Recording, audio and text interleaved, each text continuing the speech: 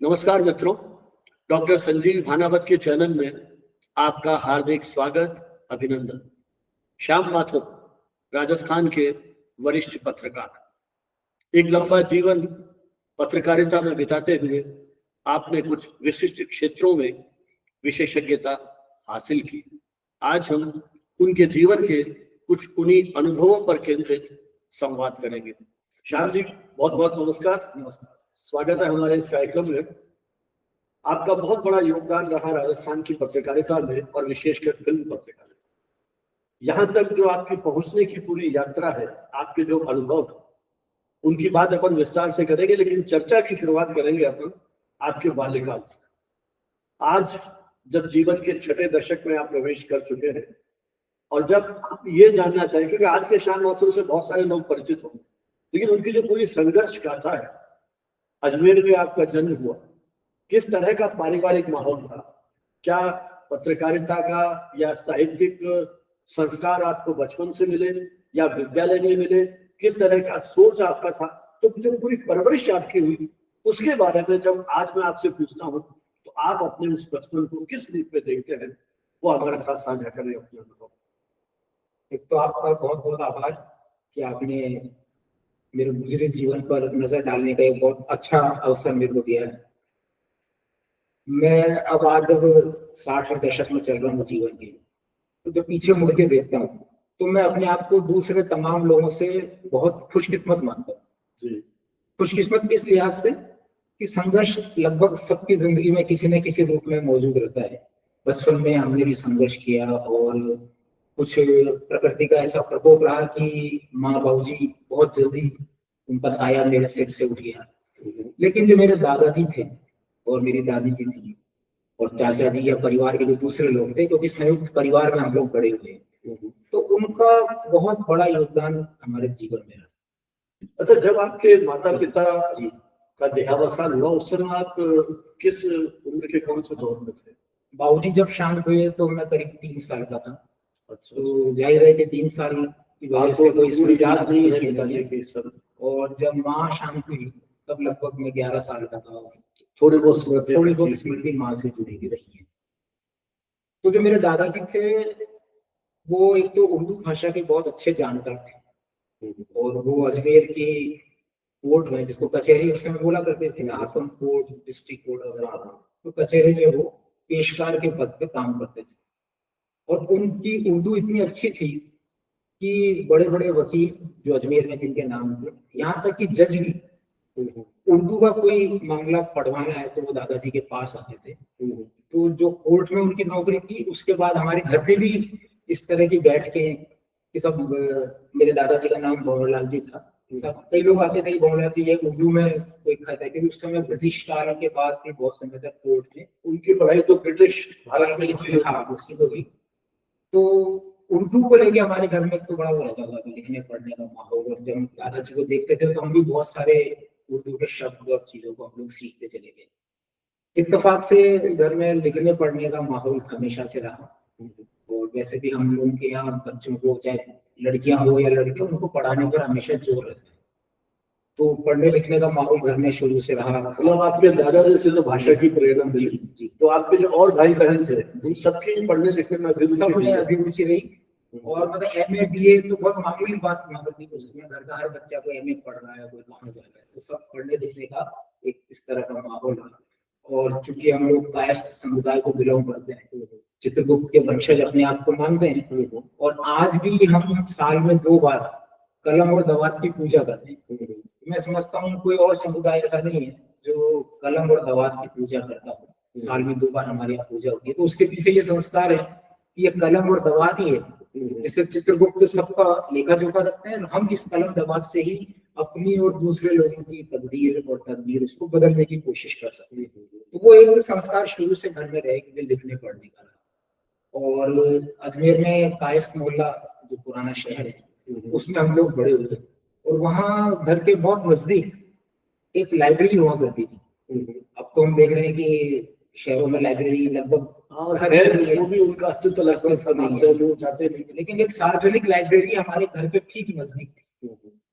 और उस लाइब्रेरी में शाम को नाइट स्कूल चला करता था। अच्छा। उन लोगों के लिए जो दिन में मजदूरी या नौकरी करते हैं वो रात को वहाँ पढ़ा, दिन में वहाँ लाइब्रेरी चलती थी।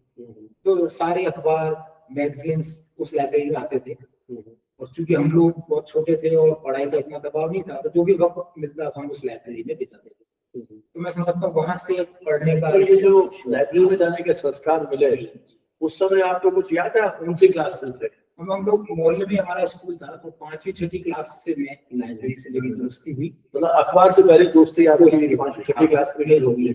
उसके बाद नगर परिषद की एक लाइब्रेरी थी, कुछ इस तरह का भी था कि आपके दादा भी अखबार पढ़ते थे, उनको देख करके कहीं आपके मन में उत्कंठा होती है? दादाजी नियमित अखबार पढ़ते थे, घर में सारे अखबार आते थे। उस समय नवज्योति अजमेर का एक बड़ा नाम दैनिक न्याय निकला करता था, दोनों अखबार घर में आते थे। और जो भी नियतकालिक मैगजीन्स है, चाहे वो धर्मयुग है, साप्ताहिक हिंदुस्तान वगैरह, ये सरिता मुक्ता, ये घर में अक्सर आया करती थी। और मेरे चाचा जी वो एक सरकारी स्कूल में लाइब्रेरियन थे, तो वहां से भी वो लाइब्रेरी से बहुत सारी पुस्तकें मैगजीन्स नियमित तौर पर घर लाते हैं, यदि वापस ले जाते हैं। तो वो एक पढ़ने का इस तरह का शुरू से आदत रही है। हाँ, और हमारे घर के ठीक पास मोहल्ले में लाइब्रेरी, और उसके बाद नगर परिषद की एक लाइब्रेरी, वो भी ज्यादा दूर नहीं थी, तो हम लोग उसके मेंबर बन गए। वहां से हमने उसी दौर में स्कूल की लाइफ में मैंने प्रेमचंद, जयशंकर प्रसाद वगैरह इनको नियमित तौर पर, रामधारी सिंह दिनकर, इन सबकी किताबें मैंने स्कूल लाइफ में पढ़ ली थी। हालांकि उस समय में उनका कद नहीं पहचाना था, लेकिन पढ़ने का एक संस्कार ऐसा विकसित हुआ।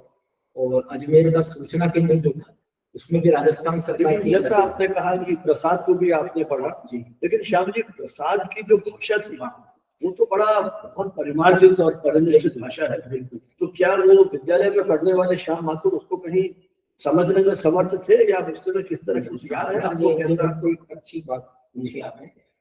मैं जब 10वीं में आया तो जो ऑप्शन था कि सब्जेक्ट कौन से लेंगे आप, तो हमारे जो टीचर थे वो हम पे इतने अच्छा स्नेह रखते थे कि उनको मुझमें कहीं ना कहीं कुछ लगा होगा, तो उन्होंने मुझे एडवांस हिंदी एक विषय हुआ करता था, तो राजनीति विज्ञान जिसको नागरिक शास्त्र कहते थे, तो नागरिक शास्त्र, इतिहास और एडवांस हिंदी, ये उन्होंने विषय मुझे अलॉट किए। और वो मेरे को, हमारे ताराचंद जी जैन उनका नाम था, आज भी मैं उनको बड़ी श्रद्धा से याद करता हूँ कि उन्होंने हमारी भाषा पे इतनी मेहनत की। तो उस समय जयशंकर प्रसाद का जो कामायनी था वो हमारे टेक्स्ट बुक की तरह पढ़ाया जाता था। तो उन्होंने उसकी एक एक पंक्ति को हमको अच्छे से समझाया कि किस तरह कामायनी कुछ सरल होंगे, क्योंकि वो तो बहुत बड़ा उनका कुछ सरल किताब के रूप में। वो 10वीं तक आते आते जब उन्होंने हमको एडवांस हिंदी वाले सब्जेक्ट में इतनी अच्छी हमारी क्लास उन्होंने दी कि हम लोग थोड़ा सा भाषाई संस्कार की तरफ मुड़े। मुझे लगा कि हिंदी को कितनी गहराई से समझना चाहिए। तो जो बाल बुद्धि थी जितना समझ पाए, लेकिन इत्तेफाक से एडवांस हिंदी में मेरे हमेशा अच्छे नंबर आते रहे 10वीं 11वीं में। बाद में जब मैं कॉलेज में आया तो वहाँ हालांकि ये विषय, जैसे वो आपने हिंदी और ये विषय लिए, हर युवक का एक सपना होता है, उनके अभिभावकों का सपना होता है। जैसा आपने कहा कि आपके दादा के संरक्षण में आप पढ़े, कभी दादा ने भी कुछ कहा होगा कि बेटा ये पढ़ लो, ये करना। एक वो दौर था जब सामान्यतः अभिभावक या वो सोचते थे कि बेटा इंजीनियर बन जाए, डॉक्टर बन जाए, सीए कर दे।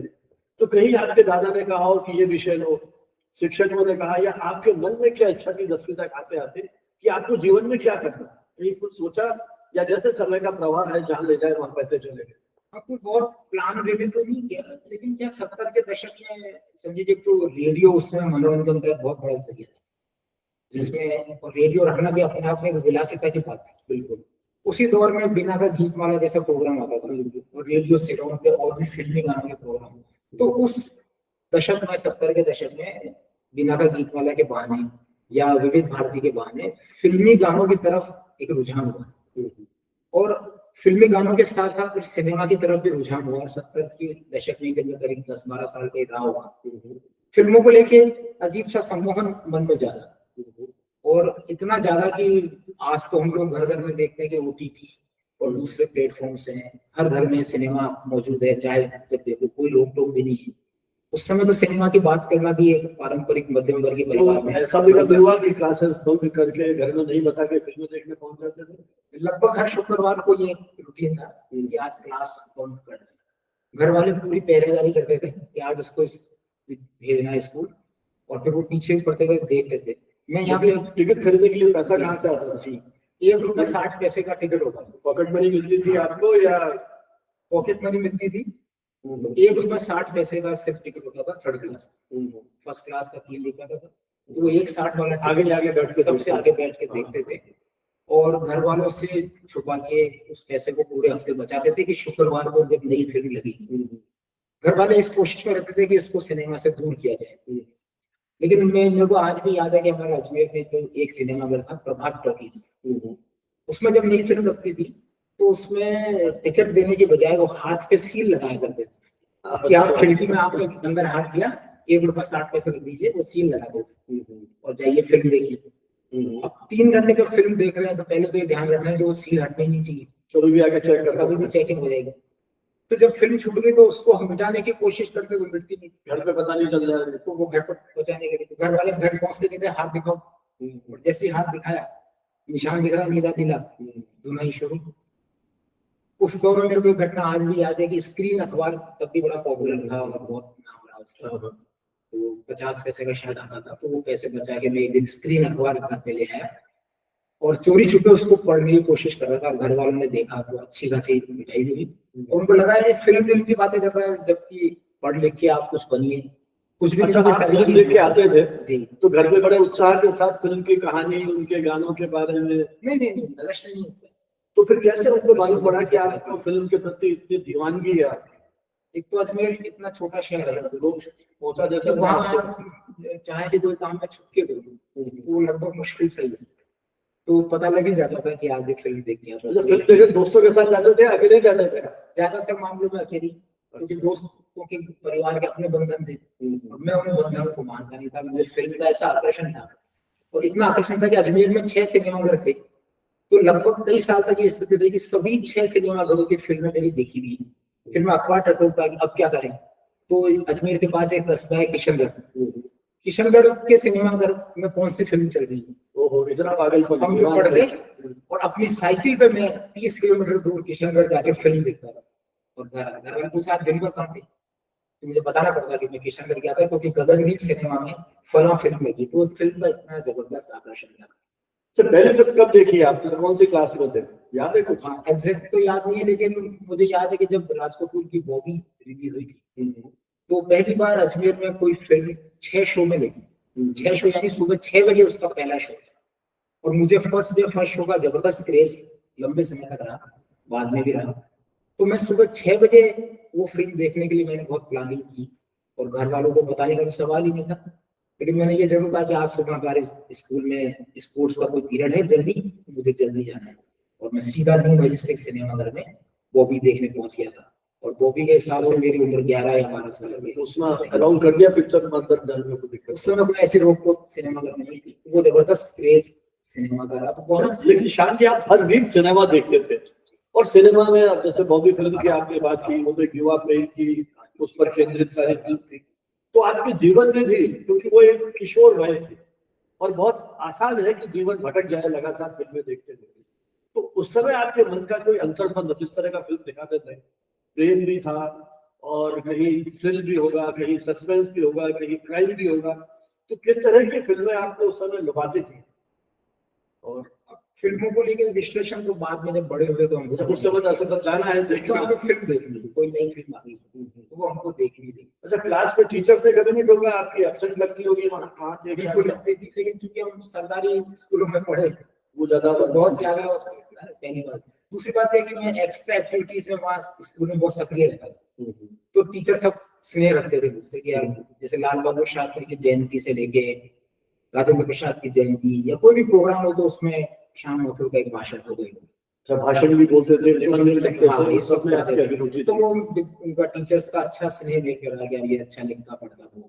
और आपकी भाषा में उर्दू और हिंदी दोनों भाषाओं का प्रयोग मिलता होगा, शायद उस समय जो नयापन दिखा होगा। तो मेरे टीचर को मैं दिखा, मतलब जब 10th 11th क्लास में आप आए, विषय चेंज किया, तब तक आपके मन में कुछ ऐसा नहीं था कि मुझे ये पढ़ना है, बस फिल्मों के प्रति दीवानगी अपनी पढ़ाई।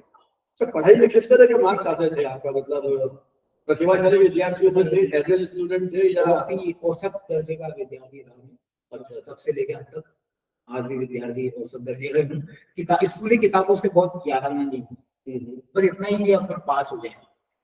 और मैं आपको शायद पहले पता नहीं आपसे जिक्र हुआ कि नहीं, फर्स्ट डिवीजन किसे कहते हैं, ये मैंने पीजी डिप्लोमा इन जर्नलिज्म जब आपके देखरेख में किया तो पहली बार जीवन में फर्स्ट डिवीजन का आनंद लिया। अच्छा, और तो कहीं ना कहीं पत्रकार के संस्कार हाँ, स्कूल टाइम से है जो हमारे विभाग में आने के बाद कहीं जागृत पहली बार जाना कि फर्स्ट डिवीजन का कितना आनंद होता है, अदरवाइज थर्ड डिवीजन हुआ करता था उस समय। तो उस समय बहुत डांट पड़ती होगी आपको दादाजी से या उनसे, बिल्कुल दिन रात पिक्चर देखते हो, पढ़ते नहीं हो? बिल्कुल डांट पड़ती थी। और ये सच्चाई ये है कि जब 10वीं का रिजल्ट डिक्लेयर हुआ तो घर वालों ने सीधा थर्ड डिवीजन या उत्तीर्ण एक कैटेगरी होती थी, उसमें मेरा रोल नंबर चेक किया, वहां मेरा रोल नंबर नहीं था। तो एक तरह का मातम शुरू हो गया कि ये फेल हो गया है। मैं भी रोने लगा। सुबह जब अखबार घर पे आया और उसमें तसल्ली से देखा तो मैं सेकंड डिवीजन में गिरा था, तो बड़ा हैरानी मुझे भी और आज भी कि मैं कैसे सेकंड डिवीजन आ गया। तो इस तरह का स्कूली किताबों से इस तरह का यार। फिर आप कॉलेज में पहुंचते हैं, अजमेर में ही आपने पढ़ाई की? अजमेर में गवर्नमेंट कॉलेज में मैं उस समय कौन से विषय लिए आपने, और कॉलेज का माहौल तो खुला था बिल्कुल? पॉलिटिकल साइंस, हिस्ट्री और इकोनॉमिक्स, ये मेरे विषय थे। पहली बार मैंने इकोनॉमिक्स सब्जेक्ट पढ़ा। ये विषय आपने, क्योंकि इकोनॉमिक्स तो तकनीकी विषय है और थोड़ा सा मैथमेटिक्स का भी बहुत प्रभाव रहता है, तो जो साइंस का विद्यार्थी है वो क्या आपके पीछे प्रेरणा रही, किसने कहा वो विषय लेने का, और उसका आपके करियर पे क्या प्रभाव होता है आगे जाकर? एक तो क्या है कि 11वीं क्लास में बहुत कम नंबर आए थे, तो गवर्नमेंट कॉलेज के जो प्रिंसिपल हमारे थे उससे मुझे नाम याद नहीं आ रहा, तो उन्होंने कहा कि आपको तो आर्ट्स में, एक तो कॉमर्स और आर्ट्स दो ही उसमें विषय हुआ करते, साइंस का इतना क्रेज नहीं था। तो घर वालों ने कहा कॉमर्स ले लो तो शायद कुछ बैंकों में नौकरी वोकरी मिल जाएगी, तो कॉलेज वालों ने मना कर दिया कि आपको आर्ट्स में ही लेना है। तो आर्ट्स में भी हिंदी मेरा क्योंकि पसंदीदा विषय था और स्कूल में भी पढ़ा, लेकिन उन्होंने कहा हिंदी में 20 सीटें हैं वो हम ले चुके, तो आपके लिए हिंदी में कोई जगह नहीं। तो इकोनॉमिक्स मुझे एक नया सब्जेक्ट लगा तो मैंने वो ले लिया, मुझे बाद में बड़ा अच्छा भी लगा। मैंने फिर एमए भी किया इकोनॉमिक्स में, पॉलिटिकल साइंस में भी किया, सोशियोलॉजी में भी किया, तो 3 एमए किए, 3 विषयों में मैंने फिर किया, और पीछे डिप्लोमा इन जर्नलिज्म। ये सब रेगुलर किया आपने? ये रेगुलर, यहाँ तक कि एलएलबी का प्रोफेशनल कोर्स भी किया, वो भी रेगुलर, हालांकि नौकरी के साथ साथ किया।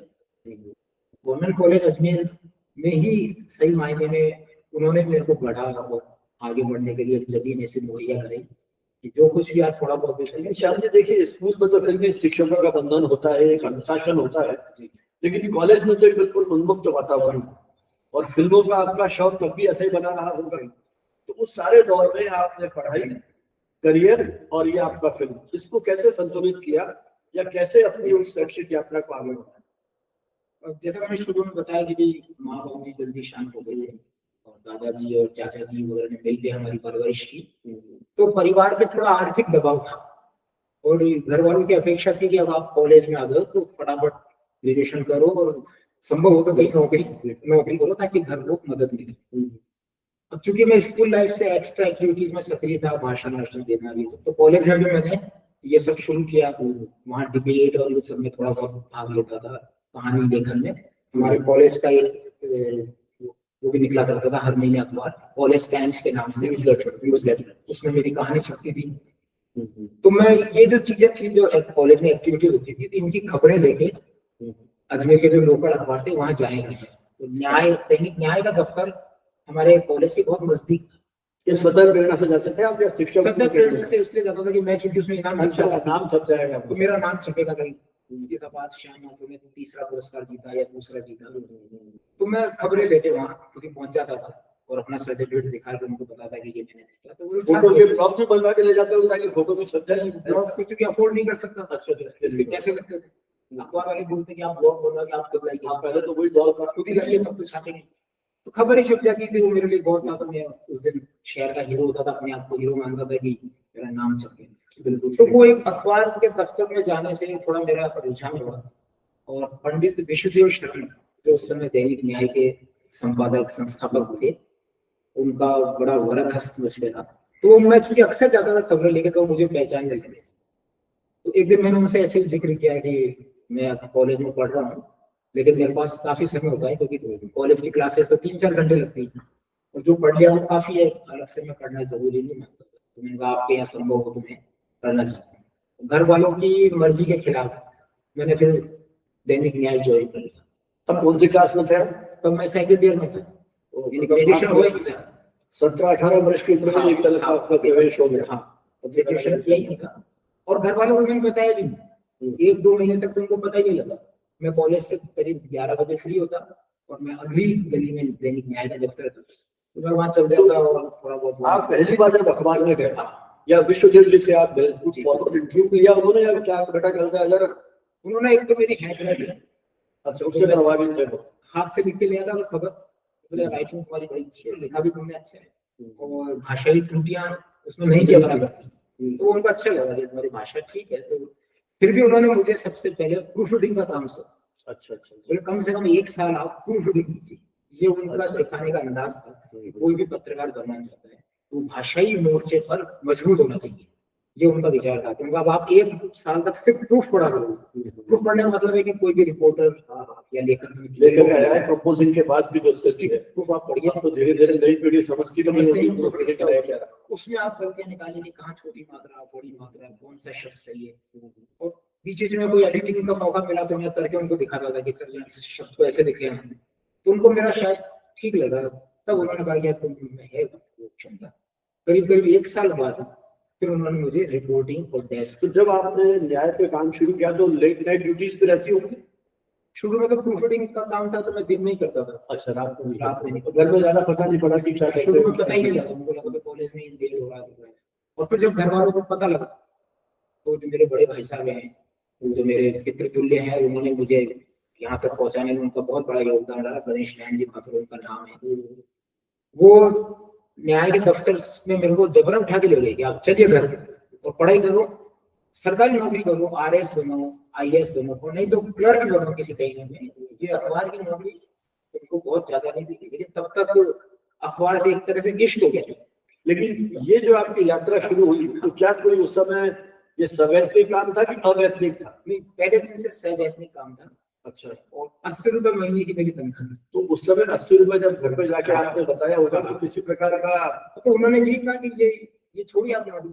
अच्छा, बिल्कुल तैयार आप पढ़ाई करो, ग्रेजुएशन करो, ग्रेजुएशन के बाद आप कंपटीशन देना। फिर उनकी बात रखने के लिए मैंने कंपटीशन भी दिए और इत्तेफाक ऐसा था कि जितने भी कंपटीशन मैंने शुरू में दिए थी मेरा सब में सिलेक्शन हो जाता। कौन कौन सी सेवाओं की आपने उस समय? सबसे पहले तो मैंने RPSC उस समय क्लर्क की भर्ती किया, राजस्थान लोक सेवा आयोग। तो मैं जब 17.5 साल का था तो मैंने उसका फॉर्म भरा, मैंने वो परीक्षा पास भी करी। मैंने जब उसका फाइनल रिजल्ट आया तो मेरा रोल नंबर उसमें था, तो हमने लट्टू भी बांट दिए। फिर अचानक एक दिन RPSC से चिट्ठी आती है कि जब फॉर्म भरा गया तब आप 18 के थे ही नहीं, तो आपका चयन रद्द किया। 18 के नहीं होगा, ग्रेजुएशन भी नहीं होगा उस समय? 10वीं मांगते थे। अच्छा, 10वीं पास मांगते थे, टाइम आना चाहिए आपको और रिटर्न टेस्ट लो। तो मैंने उनसे लिख के कहा था आप अब तो मैं 19 का हो गया। बोले जब फॉर्म भरा गया तो डेट हमने दी थी, आप 18 के नहीं, तो पहले ही चयन मेरा था। हाँ, उसके बाद जीवन बीमा निगम LIC में उसमें मैं असिस्टेंट के पद पे मेरा सिलेक्शन हो गया। फिर भी मैंने वहाँ ज्वाइन किया, 1 महीने नौकरी की, फिर वहां से इस्तीफा दे दिया। तो घर वालों की बात रखने के लिए मैं प्रयास तो करता रहा, लेकिन मेरा रुझान अखबारों में था। और ऐसे धीरे धीरे वक्त बीतता रहा और करीब करीब 3 साल मैंने दैनिक न्याय में गुजारे और वहाँ हर फील्ड में काम किया। रिपोर्टिंग में काम किया, क्राइम रिपोर्टर रहा, टेस्ट पे काम किया, कहीं लिखना वो किया, इंटरव्यू किए, सब कुछ वहाँ सीखा। तो पंडित विष्णुदेव शर्मा जी और उनके पुत्र कृष्णपति शर्मा जी, राजहंस शर्मा, उन्होंने बहुत स्नेह से और बहुत इंटरेस्ट लेके मेरे को काफी कुछ सिखाया। और उनके कहने से ही मैंने फिर सन 1984 में राजस्थान विश्वविद्यालय में आपका डिपार्टमेंट में PG डिप्लोमा में एडमिशन लिया। उस समय और कहीं था नहीं और वो भी पत्राचार से हुआ करता था।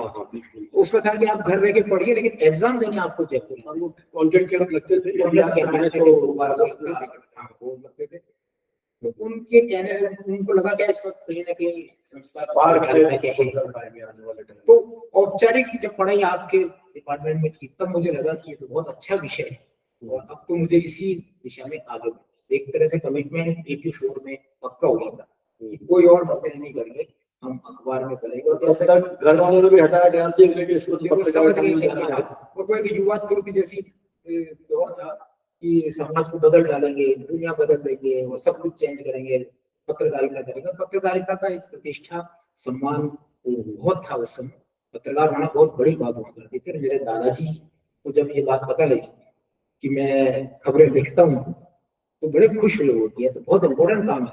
वो बहुत देर तक समझते रहे कि बहुत दिनों तक कि अखबार में काम करता है, यानी कि शायद किसी मशीन डिपार्टमेंट में करता होगा, अच्छा या विज्ञापन विभाग में, या क्लर्क होगा, बिल बनाता होगा।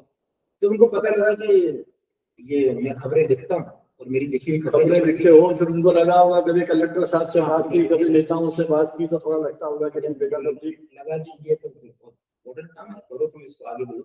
उन्होंने फिर मेरे को एक तरह से बाद में भी घर वालों ने भी मेरा सपोर्ट किया। तो वो यात्रा 1984 में जो आपके डिपार्टमेंट से की थी, मैं समझता हूँ वो औपचारिक पढ़ाई अगर नहीं होती शायद मैं बीच में छोड़ देता, लेकिन मुझे लगा उसको पढ़ने के बाद कोई जो कोर्स मटेरियल आप लोगों ने उसमें प्रोवाइड कराया था वो आज भी मैंने सुरक्षित रखा। अच्छा, आज भी रखा, उनको बाइंड करा के, बहुत बढ़िया फीडबैक किया यार।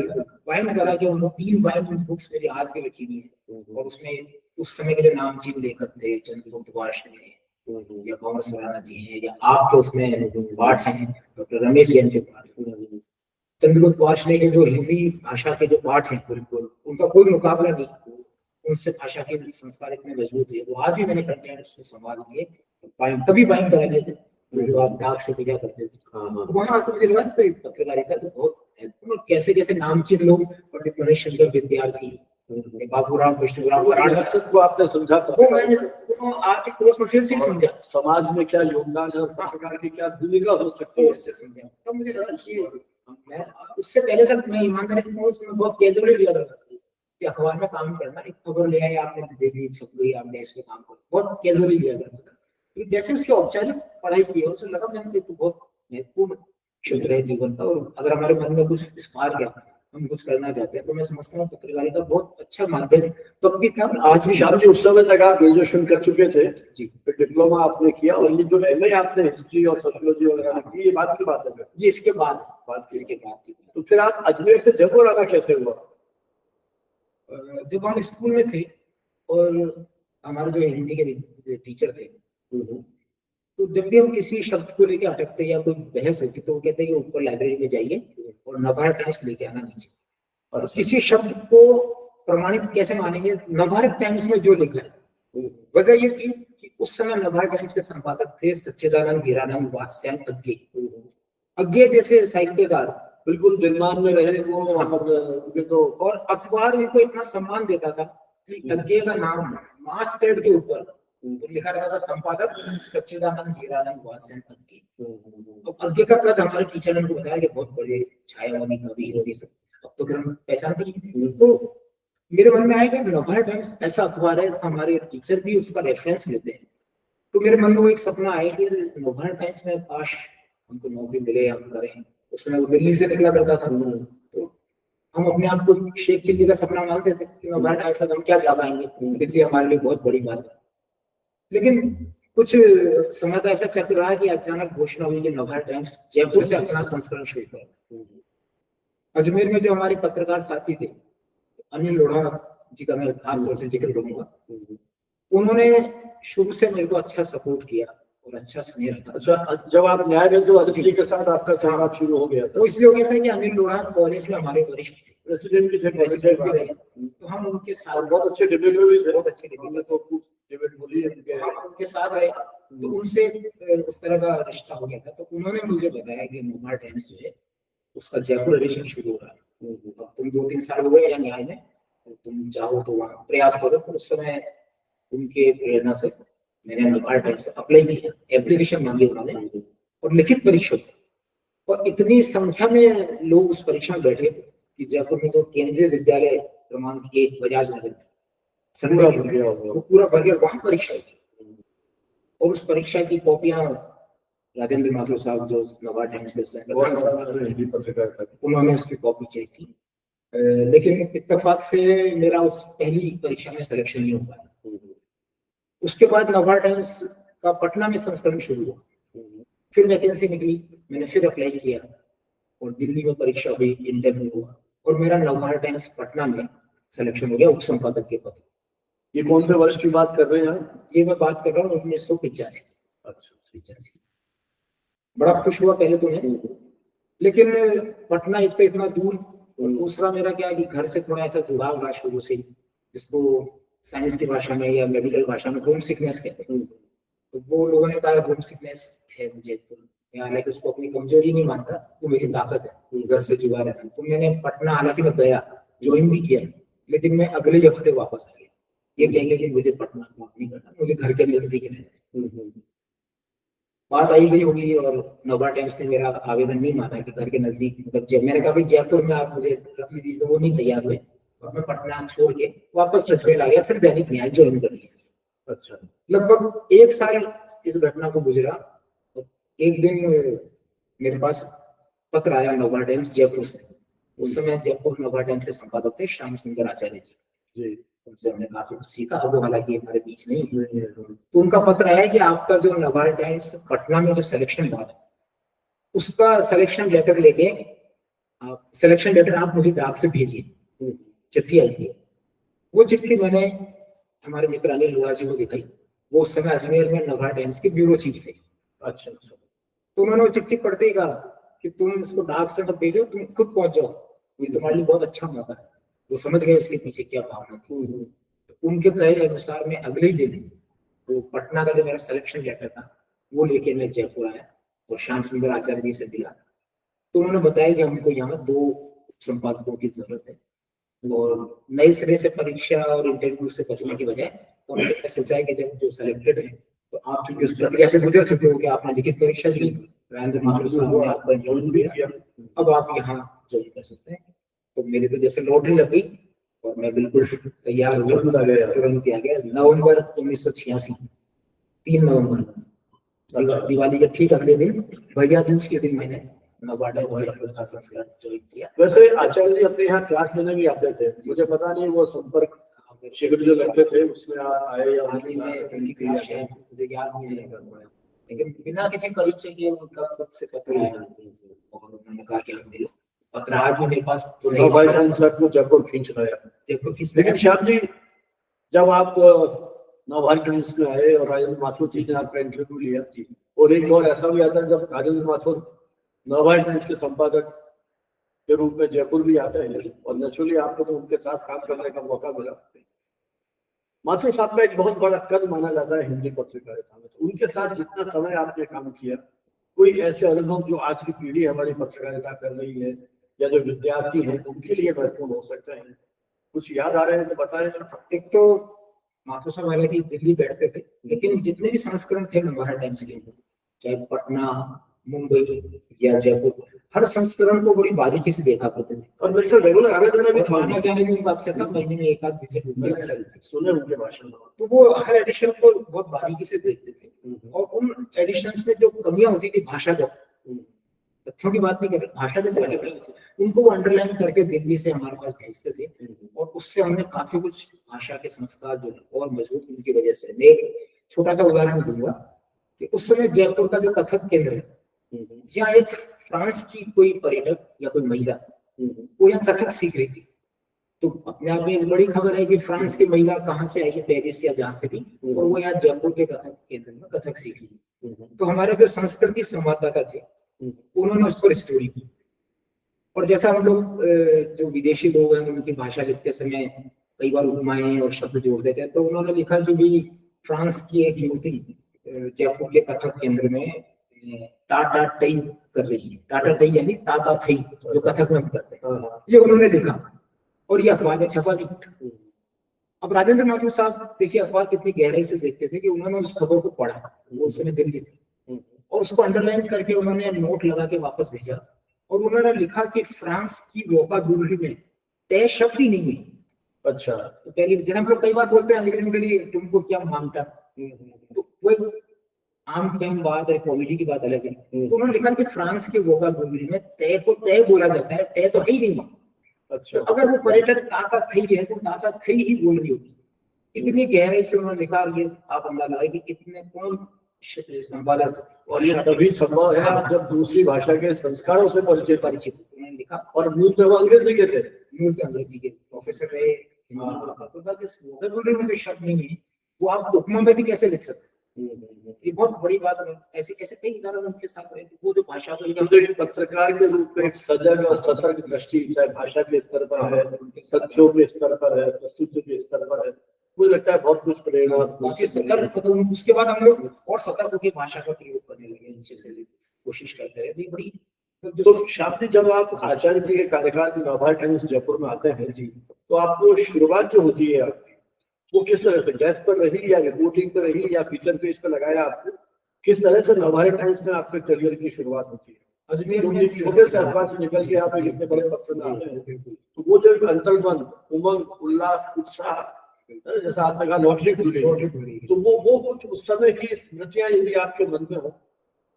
अजमेर में तो चूंकि मैंने रिपोर्टिंग और डेस्क सारा काम किया, इत्तेफाक से नवा टाइम्स जयपुर में मुझे शुरू से ही डेस्क पे काम मिला, और डेस्क पे भी मुझे फीचर पेजेस की जिम्मेदारी मिली काफी। तो एक तो मैं सिनेमा पे क्योंकि लिखता ही था, फिल्में देखता था, तो जब मैं अजमेर में था न्याय में, तभी से मैं सिनेमा पे लेख वगैरह लिखता था, और नवभारत टाइम्स के जयपुर संस्करण में या दिल्ली में मेरे लेख छपा करते थे। अच्छा, न्याय में जब थे तब भी आप अखबार में लिखता था, तो मेरे लेख छपते थे। तो यहाँ संपादक और बाकी लोग थे, वो सब मेरे नाम से तो परिचित थी, तो उन्होंने मुझे डेस्क पे रखा, श्याम सुंदर आचार्य जी ने, और डेस्क पे फीचर पेजेस की जिम्मेदारी दी, जो मेरे लिए बहुत बड़ी बात थी नवा टाइम्स की। और नवा टाइम्स उस समय अकेला ऐसा अखबार था जो रोज एक पूरा पेज अलग अलग विषयों पे फीचराइज करता था, कि आप अखबार को पढ़िए और विचार की शुरुआत भी आपको इस अखबार में मिली।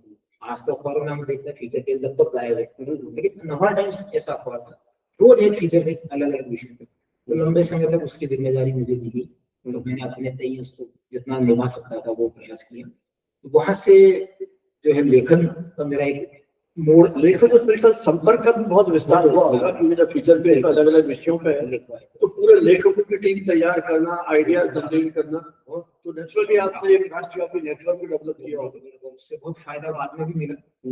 और क्योंकि सिनेमा को लेके मेरा रुझान शुरू से था, मैं अपने आप को सिनेमा का विद्यार्थी तब भी मानता हूँ और आज भी मानता हूँ, क्योंकि मेरा मानना है कि सिनेमा दुनिया की अकेली ऐसी कला है जिसमें सारी कलाएं मिलती हैं। तो एक ऐसी कला जिसमें सब कला का निचोड़, तो मैं शुरू से अपने आप को सिनेमा का विद्यार्थी मानता हूँ। तो तब भी मैंने सिनेमा के पेजेस पे लिखा, और हमारे एक साथी थे दिनेश ठाकुर थे, क्या मतलब आज भी है, और उनका सिनेमा बड़े अच्छी पकड़ रही है, और वो सिनेमा पेज के इंचार्ज थे और मैं उनके मातहत काम करता था। तो हमने काफी कुछ उनसे भी सीखा, सिनेमा की खबरों को, सिनेमा पे कैसे लेखन करें।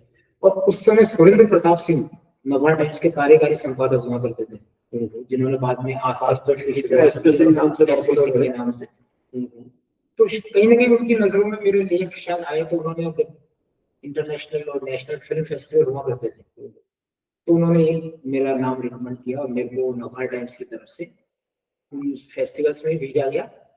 और उससे पहले चूंकि मैं सिनेमा को काफी गहराई से चाहता था, तो मैंने एक फिल्म आर्काइव पुणे में जो है, वहां पर एक फिल्म एप्रिसिएशन कोर्स होता है, आज भी तब भी था, 6 हफ्ते का वो कोर्स होता है। उसमें सिनेमा को कैसे देखें और कैसे समझें ये सिखाया जाता है। तो मेरे मन में उत्सुकता थी कि यार ये सिनेमा को क्या देखना, क्या समझना, सिनेमा देखा, एंजॉय किया, भूल गए, ये जो बात हुई। लेकिन मैंने उत्सुकता वश उस कोर्स को किया, 6 हफ्ते में पुणे में रहा, और वहाँ जो नामचीन फिल्में थी देश और दुनिया की, वो हम देखते थे, और बड़े बड़े फिल्मकार श्याम बेनेगल, गोविंद निहलानी, मणि कौल, ये लोग आते थे, अमोल पालेकर, ये हमको समझाते थे कि इस सिनेमा में क्या। वो 6 हफ्ते का वो कोर्स मैंने किया। उसके बाद जाहिर है कि मेरी देखने में थोड़ा बहुत रिचनेस आई, समृद्धता। तो संपादकों को लगा, सुरेंद्र प्रताप सिंह को लगा कि शायद ये अच्छा प्रयास कर सकते हैं, तो मुझे वहां से नेशनल और इंटरनेशनल फिल्म फेस्टिवल्स में जाने का मौका मिला। नवभारत टाइम्स के लिए पहली बार आपने इंटरनेशनल फिल्म फेस्टिवल कब कवर किया, कहाँ कवर किया? दिल्ली में और मद्रास में, उसे मद्रास नाम था, और बेंगलोर, अलग अलग जगह पे हर साल फिल्म फेस्टिवल होते थे। अब तो शायद गोवा में ही होता है, गोवा का स्थायी। एक तो मैंने दिल्ली में सबसे पहले कवर किया, ये बात है 1989। और उसके बाद अपने राजस्थान में उदयपुर में अंतरराष्ट्रीय बाल फिल्म समारोह, जब जया बच्चन अध्यक्ष थी बाल चलचित्र समिति की, और गिरिजा व्यास उदयपुर की सांसद थी और सूचना प्रसारण मंत्री हुआ करती थी। तो उनके प्रयासों से उदयपुर में पहली बार इंटरनेशनल लेवल का फेस्टिवल हुआ, वो मैंने 10 दिन वो कवर किया। अहमदाबाद में नेशनल फिल्म फेस्टिवल हुआ, वो कवर किया।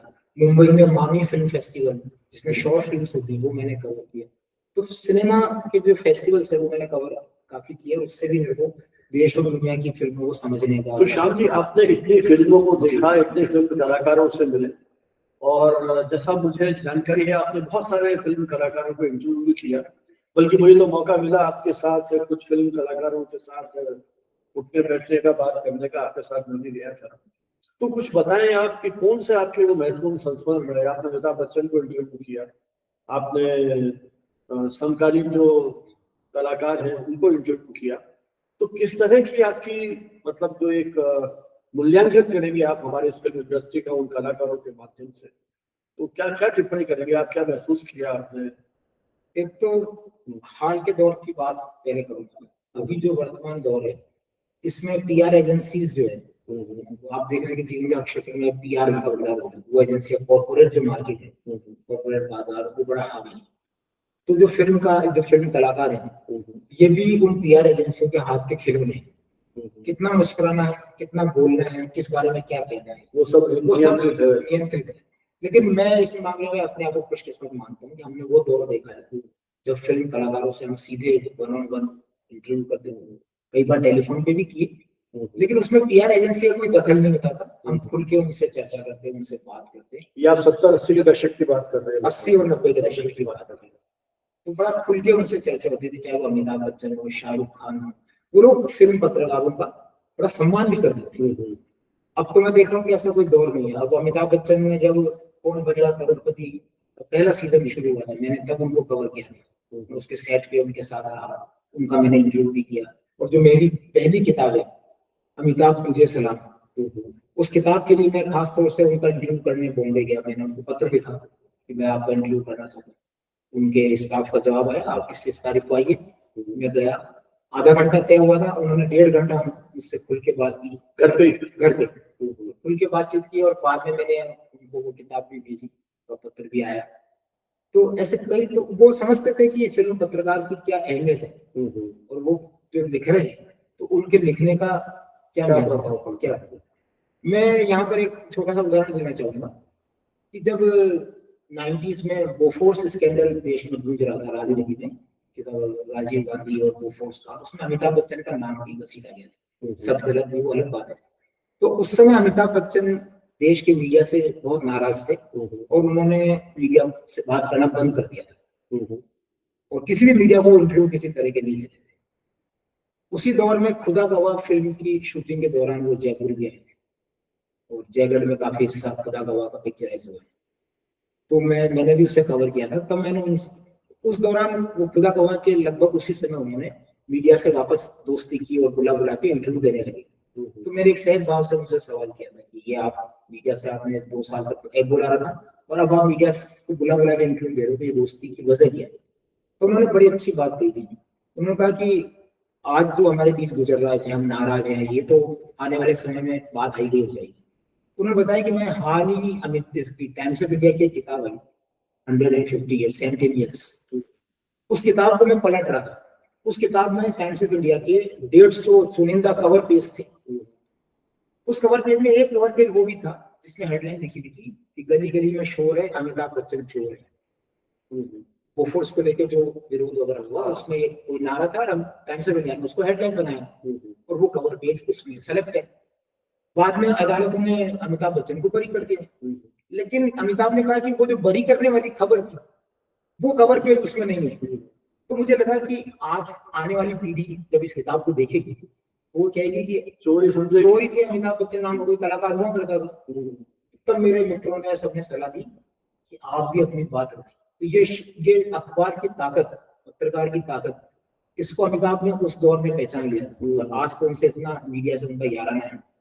तो वो जान रहे हैं कि अखबार, पत्रकार और उनका लेखन कितना मायने रखता है। उनका कि आने वाली पीढ़ी को कौन बताएगा कि ये अमिताभ बच्चन चोर नहीं थे और ये बरी हो गए थे, अदालत ने इनको बरी किया, लेकिन वो हेडलाइन वाला कवर पेज उस किताब में था, उसकी अहमियत को नहीं सकते।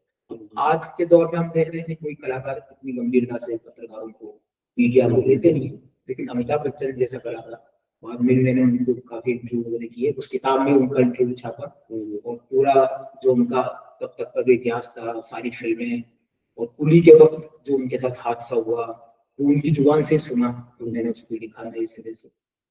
तो इस तरह के काफी। जया बच्चन जी को भी इंटरव्यू किया? जया बच्चन को इंटरव्यू करने का नहीं कर पाया मौका भी, फिल्म फेस्टिवल आपने क्योंकि उसमें आयोजकों में थी तो बड़ी व्यस्त रहा करती थी। लेकिन उसी दौरान जो गुलजार है, गीतकार शायर, और शेखर कपूर वो जूरी मेंबर थे। तो गुलजार के साथ उदयपुर में चाय की थड़ी पे हम लोगों ने आधा पौन घंटा बात की, मुट्ठी पे मुट्ठी की मुट्ठी और एक उजड़ी हुई थड़ी वाले ने लाके बड़े भाव से चाय वाय पकड़ा दी। उसको पता नहीं कि गुलजार किस कद का आदमी वहां बैठा है, लेकिन वो लोग जो आसपास जा रहे हैं उनमें किसी ने नहीं कोई उनको नहीं पहचान रहा था। उदयपुर जैसे शहर का जो अपना मिजाज है, और उस शहर की फिल्म संस्कृति भी इतनी नहीं है, गुलजार को उस समय वहां इतना पहचाना। वो मेरे को बड़ा आज भी यादगार है कि मैंने कैसे चाय की थड़ी दी। मैंने उनसे कहा कि आपसे इंटरव्यू करना है, तो वो यहीं बैठ जाते हैं, खड़े थे बाहर, सामने खड़ी थी, यहीं बैठ जाते हैं। तो श्याम जी, आपने इतने बड़े बड़े फिल्मकार, फिल्म निर्माता, गीतकार से सब इंटरव्यू किया, तो क्या आपको लगता है कि जो इतने बड़े बड़े नाम हैं ये मूल रूप से बड़े सहज और मतलब मानवीय संवेदनाओं से जुड़े हुए कलाकार हैं, या इतने बड़े बड़े पदों पर पहुंचने के बाद इनके मन में काफी गुरूर या उस तरह का हुआ? मेरा अनुभव तो ये है कि ये बहुत डाउन टू अर्थ है। ये भी चाहते हैं कि जमीन से जुड़े रहें, अपने जैसे लोग हैं। और जब आप, लेकिन ये जितने बड़े कलाकार हैं वो इस बात को गहराई से पहले टटोल लेते हैं कि जब किसी को अगर वो इंटरव्यू दे रहे हैं वो बंदा कितना तैयार है। जैसे अमिताभ बच्चन की मैं बात करूँ, उनके स्टाफ से मेरी कई बार बात होती थी, तो जब भी किसी शहर में जाते हैं तो उस शहर के जो भी पत्रकार हैं बड़े बड़े, उनके वो नाम मंगाते हैं, उनका प्रोफाइल मंगाते हैं, वो कौन है क्या है। तो इसका मेरे को अनुभव कब हुआ कि अमिताभ बच्चन की एक फिल्म थी बुढ़ा होगा तेरा बाप, करीब 12-15 साल पहले रिलीज हुई थी। उसका प्रमोशन जयपुर में था। तो मान लीजिए उनको कल जयपुर आना, तो उन्होंने 1-2 दिन पहले यहाँ किसी अपने सोर्स के जरिए जयपुर के पत्रकारों के नाम सब मंगवाए, और फिर वो तय करते हैं कि किसको मुझे इंटरव्यू देना है। तो मेरी खुशकिस्मत थी कि उन्होंने मेरा नाम चुना। तो उनके स्टाफ का 2 दिन पहले फोन आया कि 2 दिन बाद हम जयपुर आएंगे और सर आपको इंटरव्यू देना चाहते हैं, ये समय है, इस समय पे आप वहीं रहिएगा और इसको डिस्क्लोज मत कीजिएगा जब तक न। तो मैंने बड़ा हैरान हुआ, और सब रामबाग पैलेस होटल में उस फिल्म का प्रमोशनल इवेंट था। अब इवेंट के बाद देश दुनिया का बहुत सारा मीडिया में मौजूद था, तो वो सब चाहते थे कि अमिताभ बच्चन से एक एक्सक्लूसिव इंटरव्यू हो जाए, गौरव हो जाए, सब परेशान हो रहे हैं। तो उनके स्टाफ ने ऐसा, वो सर तो किसी को इंटरव्यू नहीं दे रहे। थोड़ी देर बाद उनका जो पीए वो आए, यहाँ श्याम माथुर जी कौन है, सर बुला रहे हैं। तो ये उनका काम का अंदाज था कि उन्होंने मुझे बुलाया, उनको पता था कि ये आपने तो 2-3 बार इंटरव्यू किया ये थे। तो वो उन्होंने मुझे बहुत अच्छे से रामबाग में उनके साथ मैंने इंटरव्यू किया और सारी बातें तफसील से। तो मैं उस समय माया इंडिया मैगजीन का संपादक हुआ करता था, उसमें वो तफसील से वो इंटरव्यू मेरा छपा, मैंने उनको कॉपी भेजी, बड़ा अप्रिशिएट मैंने किया। तो ये उनका काम करने का तरीका है कि आप जब किसी को इंटरव्यू दे रहे हैं वो बंदा कितना तैयार है और उसकी पत्रकारिता में, सिने जर्नलिज्म में कितना दखल है या कितना उसकी दिलचस्पी, वो टटोल के। ऐसे शाहरुख खान के साथ मैंने 2-3 बार उनका इंटरव्यू किया, बॉम्बे जाके, दिल्ली जाके, तो अच्छे से वो लोग बात करते हैं और समझते हैं चीजों को और बताते भी हैं खुल के। अच्छा श्याम जी, वो जो दौर था जिस 80-90 के दशक की आप बात कर रहे हैं, उस समय अखबार महत्वपूर्ण माध्यम थे जनता के साथ अपनी बात है। टीवी चैनल्स भी इतने लोकप्रिय नहीं हुए थे जितने आज हैं, और जो आज डिजिटल प्लेटफॉर्म है उनके तो समय कल्पना ही नहीं थी। आज इन फिल्म कलाकारों के पास बहुत सारे विकल्प हैं। इस समय आज के दौर में जैसा आपने कहा कि पीआर एजेंसी उनकी हर गतिविधि को नियंत्रित करती है, तो ऐसे समय फिल्म पत्रकारों की क्या स्थिति है और क्या महसूस कर रहे हैं आपकी, कहां से कहां पहुंच गए हैं? अब फिल्म पत्रकारिता लगभग, मैं तकलीफ से बात कहना चाहता हूँ, लगभग खत्म सी, क्योंकि अब जो फिल्म पत्रकार हैं वो उन पीआर एजेंसियों के औजार बन के रहे। वो जो चाहती है एजेंसियां वही छप रहा है अखबारों में, मैगजीन लगभग खत्म हुई है, पाठक उनके खत्म हो गए। तो फिल्म पत्रकारिता अपना जो मूल स्वरूप था कि फिल्मों का विश्लेषण करना, एनालिसिस, वो फिल्म क्या है किस बारे में, लगभग खत्म सा हो गया है। ना ऐसे रिव्यूज छप रही है अखबारों में, ना बहुत अच्छी फिल्म पत्रिकाएं हैं जहाँ से पाठकों को पूरी जानकारी मिल पाए। और अब फिल्म पत्रकारों की जो फिल्मकार हैं कि खुद के अपने डिजिटल प्लेटफॉर्म है, वहीं वो अपनी बात रख देकर कोई खबर के क्षेत्र बन जाते हैं। तो जितने ज्यादा प्लेटफॉर्म्स हो गए उतने ज्यादा इतना बिखराव हो गया है। अब अगर कोई आम पाठक या दर्शक जो चाहे कि मैं कोई फिल्म देखने से पहले उसका एक मुकम्मल रिव्यू पढ़ लूं, वो तय कर लूं, वो आपको नहीं मिलती, क्योंकि चैनल्स भी सारे मीडिया पार्टनर बन गए। अब जब आप किसी फिल्म के मीडिया पार्टनर हो तो जाहिर है कि आप एक तरफा ही उसका रिव्यू दोगे। बिल्कुल, तो सारे चैनल्स में होड़ मची है कि कौन मीडिया पार्टनर बने, तो वहां आके खत्म हो गया। तो पीआर एजेंसियों के आने से और कॉर्पोरेट कंपनियों के आने से फिल्म जर्नलिज्म अब लगभग खत्म है। जर्नलिज्म के नाम पर कुछ सितारों के इंटरव्यू छाप दीजिए, पीआर एनालिसिस करके भेज देती होंगी, वही छप जाते होंगे। स्क्रिप्टेड इंटरव्यू है, स्क्रिप्टेड लगभग सारे अखबारों में एक से छपते हैं। पहले से वो सवाल मंगा लेंगे, आपको जवाब भेज देंगे, इस तरह की चीजें बनों तो होती ही नहीं। तो श्याम जी, जिस समय आपने इतना सब कुछ लिखा अखबार में छप करके, वो अखबार में देखिए जितना अधिक जीवन थे उतनी कुछ देर में खत्म हो जाता है कि घंटों का। आपने अपने इन सारे फिल्मों का जितना आपने शोध अध्ययन किया, एक जो आपने बताया अमिताभ बच्चन पे पुस्तक लिखी है आपने, उसके अलावा भी कोई पुस्तक आपने फिल्म को लेकर के लिखी हो तो उसकी कुछ पृष्ठभूमि और उस पुस्तक के बारे में बताएं, क्योंकि फिल्म को भी एक सदी हो गई है हमारे यहाँ। इंदौर में बड़ा नामचीन अखबार नई दुनिया, और नई दुनिया के संपादकीय टीम में श्रीराम ताम्रकर जी हुआ करते थे। ये बात मैं पिछले 10-12 साल पहले की बता रहा हूँ। इत्तेफाक से उनका मुझे अच्छा आशीर्वाद रहा, और वो हमारे राजस्थान पत्रिका अखबार में जब मैं रहा तो हमारे अखबार के लिए भी लिखा करते थे, तो उनसे अच्छा स्नेह रहा। तो वो मेरे लेखन से वाकिफ थे, तो उनका आग्रह था कि तुम ये फुटकर लेखन तो करते रहो, लेकिन कोई स्थायी महत्व की चीज भी करो। जितना लिखते हो, तो उनको लगा कि यार ये कर सकता है। तो मैंने फिर उनकी प्रेरणा से फिल्म पत्रकारिता पे एक किताब की रूपरेखा बनी, और आप उस किताब की रचना प्रक्रिया में शामिल रहे, और आपने उसको पूरा एक औपचारिक स्वरूप भी आपने दिया, बताया कि कैसे इसके अध्याय तय करने क्या है और कैसे लिखा जाना चाहिए। आपकी प्रेरणा से वो राजस्थान हिंदी ग्रंथ अकादमी के पास हम उसका प्रपोजल लेके गए, उन्होंने अपने कमेटी के जरिए उसको मंजूर किया, प्रोसेस होता है, और मुझे उन्होंने कहा कि आप इस पे लिखिए। तो मैंने जब उसकी पांडुलिपि लिखी, उन्हीं दिनों आपसे भी चर्चा की थी, ये लगभग मेरी तैयार है। और उस समय सूचना और प्रसारण मंत्रालय हरिश्चंद्र जो पुरस्कार है, भारतीय पुरस्कार, वो पत्रकारिता मीडिया तो मैं थोड़ा संकोच में था कि मेरा काम पता नहीं उस तरह का है कि नहीं। तो आपने लेकिन इसको देखा और कहा कि इसको आप प्रयास करो, तो इसको भेजना चाहिए। मुझे लगा कि अभी तो ये बहुत रॉ मटेरियल है, लेकिन आपकी प्रेरणा से मैंने आपके लोगों को दबाव से भी लिखे उसको मैंने वहाँ भेजा, और भेज के मैं भूल गया था कि मुझे भी लगता है कि मेरा कहीं नोट भी होगा, कोई तकलीफ भी होगा। एक दिन अचानक वहां से फोन आया मंत्रालय से कि आपको पहला पुरस्कार दिया, तो मेरे लिए वो बहुत बड़ी बात थी। बिल्कुल, और सोच के भी आगे विज्ञान भवन में कार्यक्रम आयोजित किया गया। आनंद शर्मा उसमें सूचना प्रधानमंत्री थे, तो उस किताब को पुरस्कार भी मिला। तो फिल्म पत्रकारिता तो मेरी किताब अकादमी भी बड़ी खुश, अकादमी ने उस किताब को छापा बाद में, काफी उसकी प्रतियां भी बिकती रही। आज भी कहीं ना कहीं से उस किताब का रेफरेंस आता है, लोग मुझे फोन कर लेते हैं मेरे नंबर पे, और कई लोग लिखने के लिए भी आग्रह करते हैं। वो मेरा एक प्रयास रहा।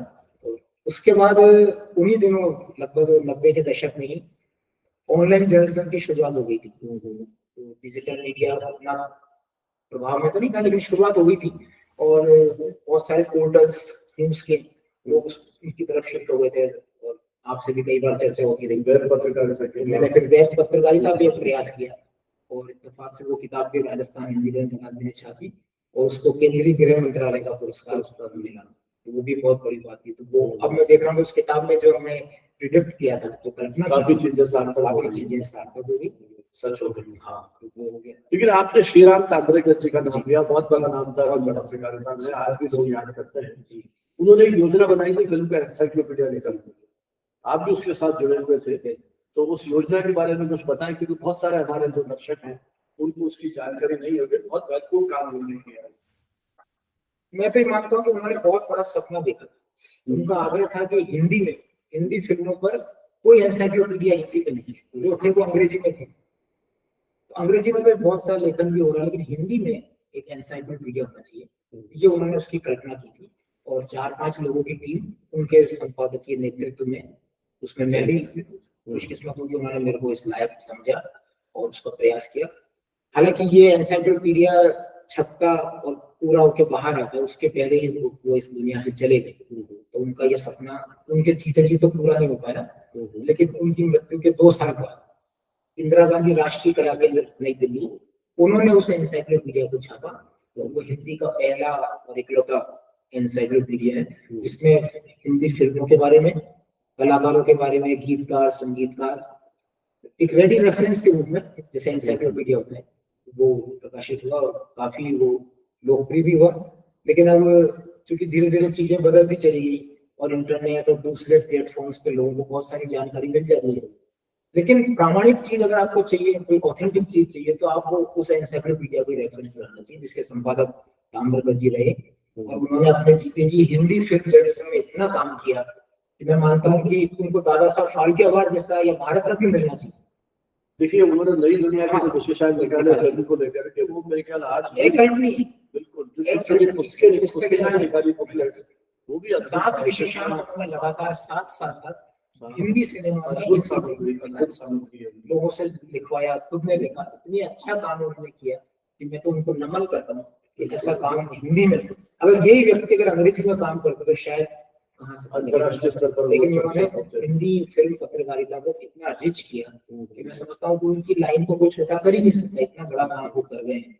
और उनकी प्रेरणा से वो एनसाइक्लोपीडिया।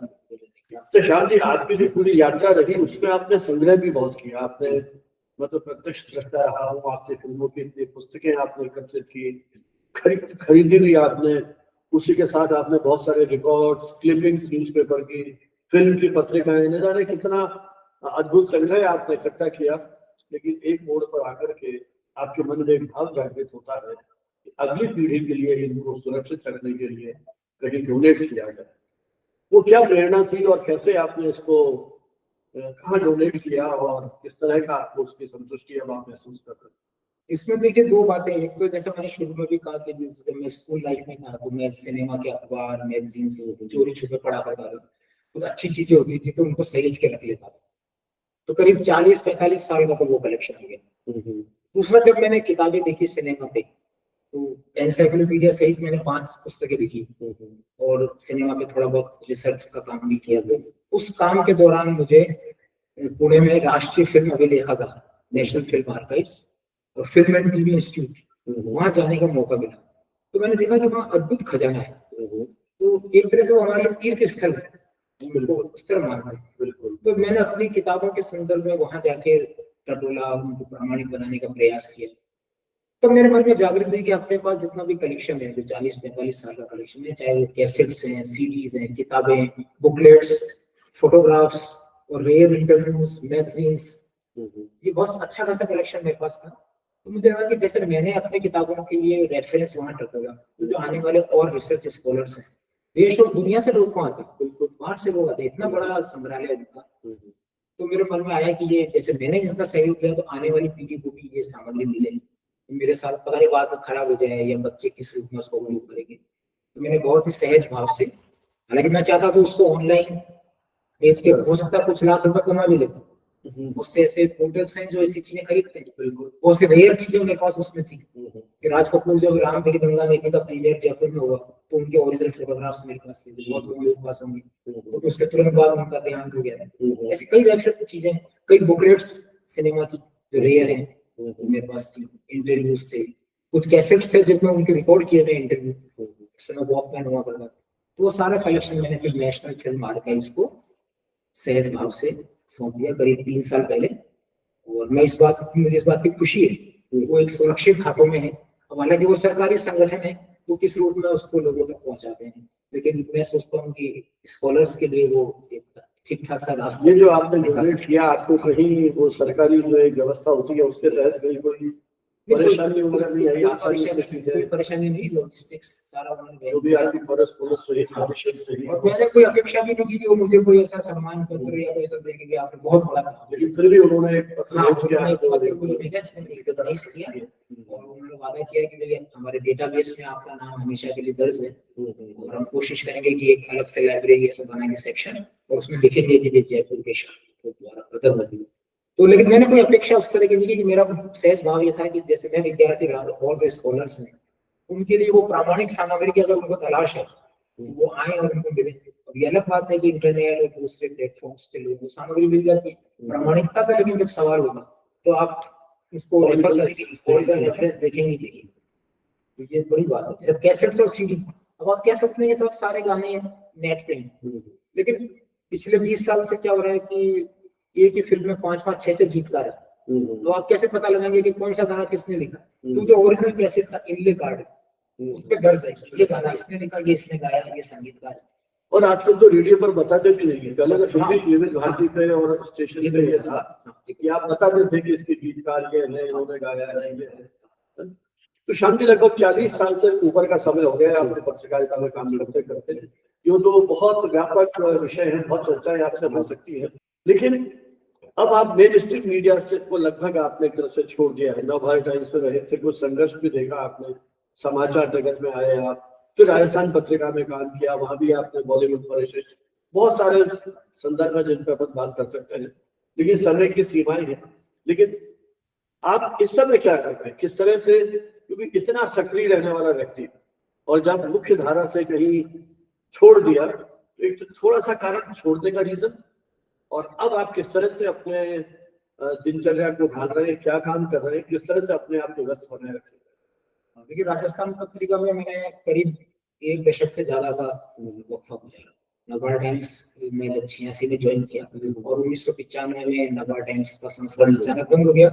उसके बाद समाचार जगत जो यहाँ का शाम का बड़ा अखबार है, उसने एक अपना मॉर्निंग एडिशन प्लान किया था, तो उस एडिशन का मैं संपादक रहा लंबे समय तक। उसके बाद डॉक्टर मनोहर प्रभाकर की प्रेरणा से तो मुझे राजस्थान पत्रिका में लेके आए, तो वहां मैंने बॉलीवुड जो फिल्म परिशिष्ट था वो और इतवारी पत्रिका का संपादन किया। 1.5 दशक पहले कुछ हालात ऐसे हुए कि राजस्थान पत्रिका ने मेरा ट्रांसफर दूसरे शहर में कर दिया। फिर उन्होंने कहा कि आप चूंकि फिल्म के विद्यार्थी हैं तो आपको बॉम्बे ब्यूरो चीफ बना देते हैं, लेकिन मैं उसके लिए तैयार नहीं था। जैसे मैंने बहुत शुरू में भी कहा कि होम सिकनेस समझिए या कुछ, तो मैंने कहा मैं जयपुर छोड़ना नहीं चाहता। तो ये मेरी अपनी जिद थी और उनका आग्रह था कि आप जाइए, हम जहाँ भेज रहे हैं। तो इस पशुपेश में फिर मुझे वहां इस्तीफा देके किनारा करना मैंने ठीक समझा। तो ये बात करीब 1.5 दशक पहले की है, और उस समय मेरा बड़ा बेटा कॉलेज में पढ़ रहा था। तो ये हालांकि बड़ा एक मुश्किल फैसला था कि जब आप नौकरी से इस्तीफा देते हैं, लेकिन संयोग से चूंकि मेरी पत्नी सरकारी नौकरी में थी तो उनका काफी सपोर्ट था। तो मैंने एक ऐसा ये दुस्साहस वाला फैसला ही कहूंगा वो मैंने लिया, और उसके बाद मैंने अपने लिए फ्रीलांसर की राह चुनी। हालांकि हिंदी में फ्रीलांसर बहुत कठिन, बहुत चुनौती है ये, बहुत बड़ी। लेकिन मैंने वो राह खुद से चुनी और खुद को एक सेल्फ कमिटमेंट था कि 1-2 साल फ्रीलांसिंग करते हैं, और नहीं होगा तो फिर देखेंगे जीवन में। लेकिन अब जैसे लोगों का आशीर्वाद रहा, मित्रों का सहयोग रहा, और मेरी फ्रीलांसिंग का जो मेरा दौर है वो मेरे मेन स्ट्रीम जितना ही मेरा लगभग सफल रहा। 1.5 दशक से मैं अपना कंटेंट एजेंसी रन करता हूँ, और कुछ चैनल्स के लिए मैं अनुवाद का, ट्रांसलेशन का काम करता हूँ, और कुछ एजेंसी से जुड़ा हुआ हूँ जिनके लिए कंटेंट राइटिंग वगैरह वो सब कर रहा हूँ। तो कुल मिला के मुख्य धारा से छूटने का कोई अफसोस या कोई परेशानी उस तरह की नहीं है, लेकिन अपने आप को सक्रिय बनाए हुए। ये अलग बात है कि अब पत्रकारिता का पूरा सिनेरियो बहुत चेंज हो गया। जो दौर हमने देखा, हम अपने आप को खुशकिस्मत मानते हैं कि पत्रकारिता का अच्छा दौर, लेकिन शायद आपने मुझे तकनीकी परिवर्तन है जिस तरह से उसके साथ भी अपने को अपडेट किया, और यही कारण है कि इस धारा के साथ अभी भी आपने अपने आप कोशिश पूरी की। ये बिल्कुल ये आपने अच्छी बात कही कि जो मैं हमारे समकालीन साथियों में जो कमी मानता हूँ वो ये मानता हूँ कि उन्होंने अपने आप को बदला नहीं, वक्त के साथ नहीं बदला। टेक्नोलॉजी में इतना बदलाव आ गया, आप उसको अडॉप्ट नहीं करेंगे तो पीछे छूट जाएंगे, ये तो जमाने का दस्तूर है। बिल्कुल। तो कहीं ना कहीं मेरी कोशिश है कि नई टेक्नोलॉजी को अपनाते जाए, और उसका फायदा ये रहा कि आज फ्रीलांसिंग के तौर पे मेरे पास लेखन का, संपादन का इतना काम रहता है कि मैं अपने एक एजेंसी रन करता हूँ, 2-3 लोग मेरे साथ सहयोगी के रूप में जुड़े हुए हैं। तो लगभग मेन स्ट्रीम जैसा काम हमारा चल रहा है। सिनेरियो पत्रकारिता का बदल गया है, सम्मान की बाहर कम हो गया है, कई लोग ऐसे आ गए जिनका पत्रकारिता से बहुत ज्यादा वास्ता नहीं है। वो बदलाव वो हर व्यवसाय की अपनी प्रक्रिया है, बदलाव नई प्लेटफॉर्म आ गए, उन पर भी लोग सक्रिय हैं। और एक चर्चा जो मैं और करना चाहूंगा कि मैंने सिनेमा पर एक पाक्षिक अखबार भी निकाला, शायद आपको भी बिल्कुल होगा, और 3 साल तक सिने मीडिया अपडेट उसका नाम, 3 साल तक मैंने उसका नियमित प्रकाशन किया बिना किसी से एक भी पैसे की मदद या विज्ञापन दिए। और एक जुनून था मन में भी सिनेमा को लेके, मीडिया को लेके। और मेरे जहाँ तक मेरी जानकारी, राजस्थान में सिनेमा या मीडिया पे कोई अखबार तब भी नहीं था। तो 3 साल मैंने उसको निकाला, फिर वो आर्थिक कारणों से समझ लीजिए, और मेरे जो दूसरे असाइनमेंट्स हैं उसकी वजह से मैं उसको समय नहीं दे पाया, अब उसको अनियमित कर दिया। लेकिन ज्यादा कदर में अपना लेखन का मेरा काम जारी है, कुछ अखबारों में कॉलम भी लिखता हूँ, जो लेखन के जो असाइनमेंट होते हैं यथासंभव उसको अपनी तरफ से प्रयास करता हूँ। तो मित्रों, ये बातचीत हो रही थी श्याम माथुर जी से। 4 दशक का जीवन किसी व्यक्ति के लिए बहुत बड़ा एक समय है, और बहुत सारे पक्षों में पत्रकारिता के उस पूरे दौर की, क्योंकि इन्होंने पत्रकारिता में न सिर्फ काम किया बल्कि जिया है पत्रकारिता के उन अलग अलग क्षेत्रों को, अलग अलग जो असाइनमेंट्स थे। और मैं, क्योंकि मेरे विद्यार्थी रहे 84 में, तो आप ये सोच सकते हैं कि 4 दशक से मेरी उनके साथ एक मैत्री भाव भी है, और कई मुद्दों पर हमारी अक्सर बातचीत होती रहती है, भाषा के स्तर पर और समकालीन घटनाओं पर जिस तरह से आप एक गहन दृष्टि रखते हैं, और जैसा आपने बताया कि कॉलम्स भी लिखते हैं, उन कॉलम्स के माध्यम से भी आप मीडिया का जो परिदृश्य है आज का, उस पर अपनी टिप्पणियां करते रहते हैं। एक बात मैं और कहना चाहूंगा कि जब आप राजस्थान विश्वविद्यालय की जनसंचार केंद्र तो आपने लंबे समय तक रन किया, तो आप में जो जुनून था ना कि ये जो मेरे स्टूडेंट है इनको बढ़िया से बढ़िया मैं ट्रेनिंग दूं, आप गेस्ट फैकल्टी आप सबका सहयोग मिलता है सब, वो तो फिर अब किस रूप में उस पर अपन चर्चा नहीं कर रहे, लेकिन मैं समझता हूँ वो जो दौर था उसका मतलब फायदा समझ लीजिए या उसका जो प्रतिफल है वो आज भी मिल रहा है। बहुत से स्टूडेंट अब भी मिल जाते हैं और वो उस दौर को याद करते हैं कि जब मैं था काफी, मतलब सिनेमा को लेके मैंने भी काफी कक्षाएं आपके दी, बड़ा अच्छा दौर होता है। आज भी जब मिलते हैं स्टूडेंट और चर्चा करते हैं उसकी, तो मैं समझता हूँ कि जो आपने उनके लिए किया उसका नतीजा है, वरना तो बहुत से कई विद्यार्थी आज भी होते हैं। आपने मास्को में मतलब सिनेमा पे भी पूरा फोकस, पत्रकारिता के बाकी सब्जेक्ट थे उन पर भी पूरा फोकस, कोशिश की जो उस केंद्र के विशेषज्ञ हैं शोध अनुसंधान करने को जोड़ा है, और 2-250 लोगों की टीम है अपनी। उस दौर के जो स्टूडेंट थे मैं समझता हूँ बहुत खुशकिस्मत है कि उनको ऑल राउंड ट्रेनिंग ये सब आपके से भी कोशिश की और करने की। और उस समय वो इसलिए भी इम्पोर्टेंट है कि उस समय पत्रकारिता के और संस्थान थे ही, अब तो खैर बहुत हो गए, तो कई लोग खड़े हो गए अचानक, लेकिन उस दौर में आप अकेला संस्थान और एक वन मैन आर्मी की तरह आपने चला, तो वो बहुत अच्छी बात थी कि आपके प्रयासों से हम लोग भी अपडेट होते रहे।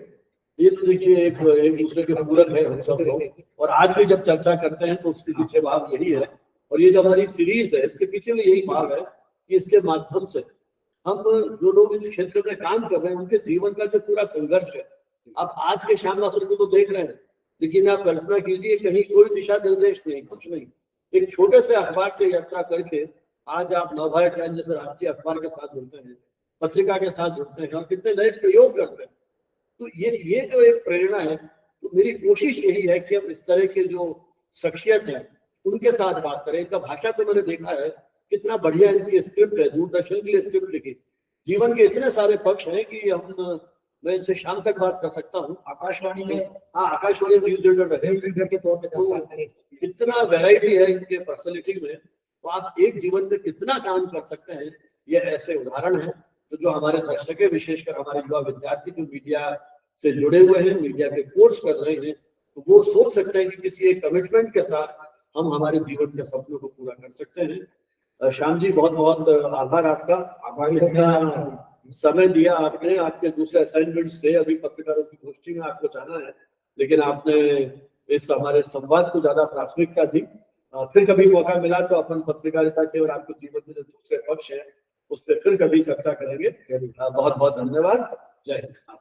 और जो हमारे दर्शक है उनसे रिक्वेस्ट है कि हमारे जो कमेंट बॉक्स है इस चैनल को सब्सक्राइब करें, और कमेंट बॉक्स में अपने जो भी विचार है आपने इस बातचीत को सुनकर के जो महसूस किया हो उससे हमारा मार्गदर्शन उत्साहवर्धन करें। बहुत बहुत धन्यवाद।